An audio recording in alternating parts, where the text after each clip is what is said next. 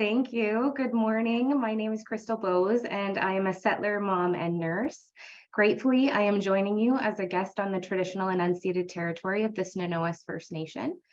It is my pleasure to present my culminating report, which Sari has beautifully introduced. I think I win the award for the longest culminating report title.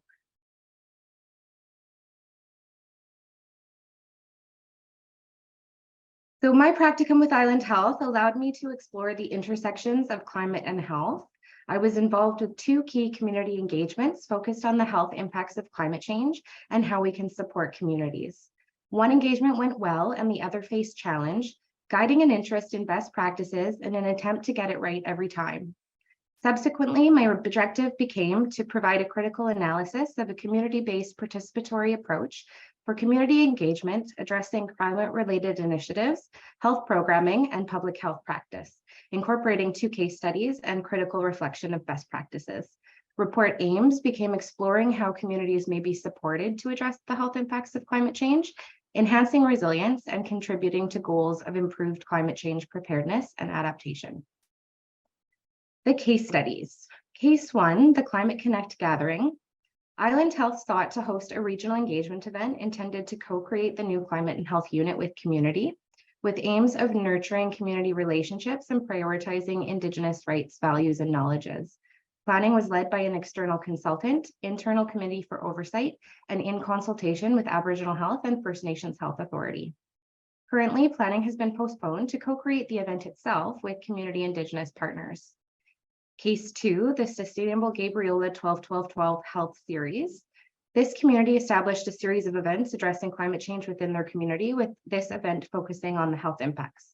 Engagement was community driven with a request for medical health officer support in climate and health education, data, and collaboration to strategize solutions. This event highlighted local activities underway and was followed by an action-oriented strategy session to collaborate on solutions.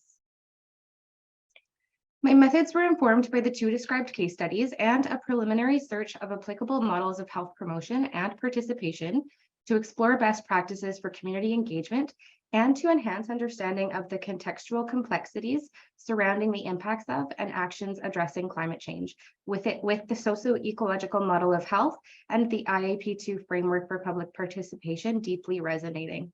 Next, I conducted a key academic and gray literature search of national and international sources using search term concepts of community-based participatory approaches or co-designed health programming to identify appropriate theoretical models for community engagement. After theory selection, inclusion and exclusion criteria were developed and applied, and findings were thematically analyzed through an inductive approach guided by the objective of this report. Case studies were analyzed and compared to finding themes with detailed procedures available within my report. An overview of my findings and results. Theory selection was guided by the values of the two cases supporting community resilience, self-determination, and commitments to reconciliation, of which only one theory aligned. Although typically applied within research contexts, a community-based participatory research or CBPR approach was selected to be applied in the context of participatory planning. I found a total of 24 articles for inclusion, analysis, and application to the described case studies. Results. Findings relate to the CBPR approach, successes, and challenges. In brief, this approach is strengths-based and community-led. The process is empowering, power sharing, and iterative. It promotes capacity building and social action outcomes, and encourages self-determination and community development.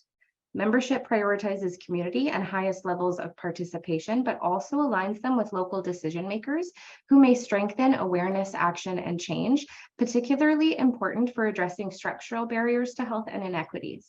As such, successes include yielding more accurate information about the issue or intervention, leading to more appropriate, relevant, and potentially effective solutions while fostering community cohesion and resilience. Challenges relate to relationships and power dynamics, operational accountability mechanisms, and iterative processes, all of which can translate into additional time, funding, and support. Analysis. Case 1 did not initially fit within a CBPR approach, but may be possible if desired. It did have elements that aligned, such as prioritization of community membership, incorporating a broad range of local actors, and desire to partner in culturally appropriate and meaningful ways, as evidenced by the postponement. It may further align with considerations, opportunities, and possible outcomes of this approach detailed in my report, but in brief, by 1, investing in relationships and partnerships prior to need. 2, co-developing a governance structure and project steering committee to serve the aims of equal power distribution, equity, and local context. 3, establishing collaborative engagement guidelines to create safe, ethical, inclusive, and culturally appropriate spaces. And 4, collectively addressing local issues and needs and identifying priority areas for organization support, action, and health programming. Case 2 fit well within a CBPR approach. The community had determined interest, engagement planning, workshop design, communication, knowledge translation methods, and follow-up procedures in consideration of their unique population.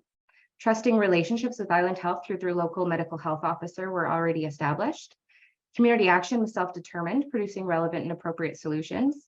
Impacts are evident in their achievements in local service delivery and their sense of cohesion. Notably, this community has the second highest rate of self-reported strong sense of community belonging when compared with other communities within Island Health. Although an enabling factor may have been the degree of homogeneity within their population relating to higher educational attainment and demographics, this case does provide support for community-led initiatives and programming. A few of my recommendations include 1, across the organization and within practice, be intentional about building and nurturing relationships with and between community groups, local government, academia, and institutions across sectors, particularly engaging with equity-deserving populations in ways that lean into the CBPR principles. 2, actively partner with community. Community-based participatory approaches may offer a more efficient strategy to improve community engagement with services, service delivery, and health outcomes.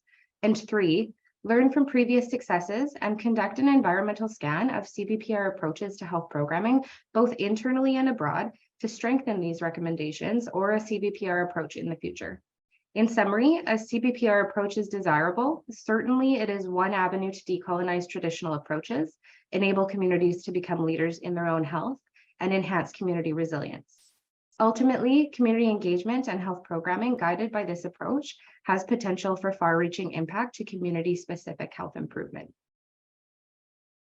Thank you, and a special thank you to my supports, Dr. Sandra Allison, Medical Health Officer, and my supervisor, Professors Dr. Kathy Worthington and Dr. Sari Racy, and classmates for their support, guidance, and wisdom.